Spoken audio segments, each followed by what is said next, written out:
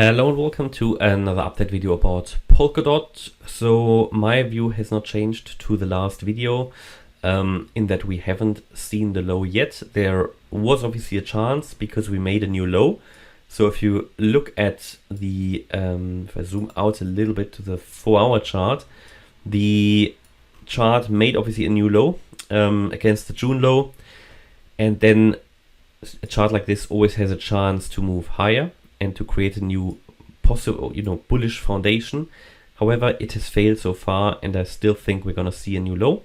That would change above a certain level. We talk about that in the video. Yeah, so at the moment,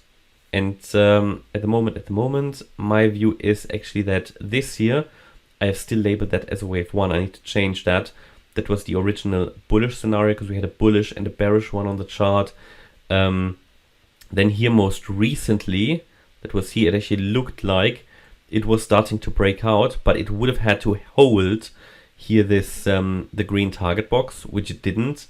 And as soon as it broke out of the channel, it came down, basically crashing. And due to FTX, it led to a new low.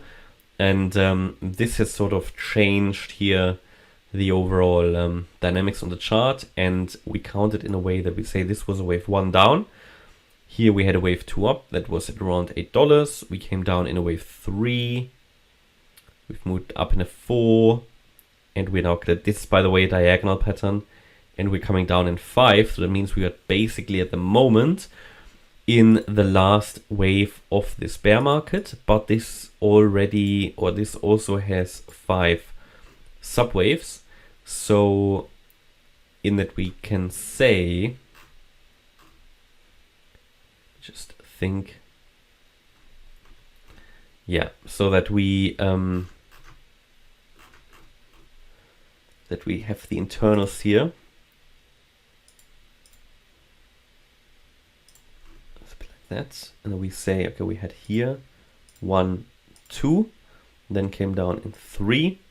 This here, at the moment, you could say this was a wave 4, which was at around $6.19, and this here is currently a wave 5. But the way this currently looks like, to me, suggests that wave 4 was maybe not finished yet. So we can move wave 4 possibly here as well, but only really if we break above that high of $6.17. I'll leave it here for now because this could still be just a 1-2 sort of ending diagonal as well. There's different ways of counting this now. The whole point I try to make here, that because there are different ways of counting this whole thing. The point I try to make here is that this move to the upside is not really any evidence that the low is already in. So I have to assume that this is still coming down. The way this is behaving suggests it is still a wave 4. Yeah, so I'm nearly leaning towards putting the wave 4 here. The reason for that is that this is just a long consolidation, sideways movement. It's a bit boring, it's sort of sideways, and you often get that in a wave 4. And this is how it would look like. So we could say here we have an A, B, C, 3-wave structure at the moment, and ideally in the wave 4 you would then like to go a little bit higher, but we don't have to. There's different ways again of counting this, so the subwaves aren't too relevant here. I mean, what I'm possibly thinking is, here in this wave 5, the wave 5 might have already started, and you have here 1, 2, 3, here a 4, and we make one more low in a 5, depending on how low that will go. But really anything below that most recent low is possible, $5.30. So anywhere below that, ideally I would like to see the price, because what is happening here at the moment is also not very convincing. Don't get me wrong, this could already be the beginning of a breakout pattern, but I won't really consider it as long as we stay below the $6.18 level.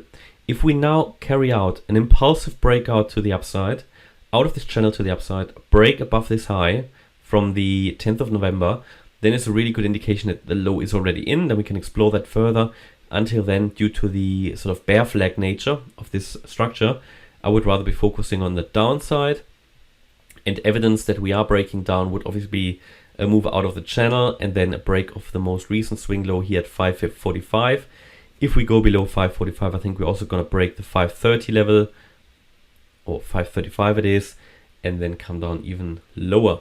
In terms of target, possible target for that last leg down, well, you can take the length of the wave 1 here, add it to the wave 4 high, depending on where it is, but let's just choose the high here.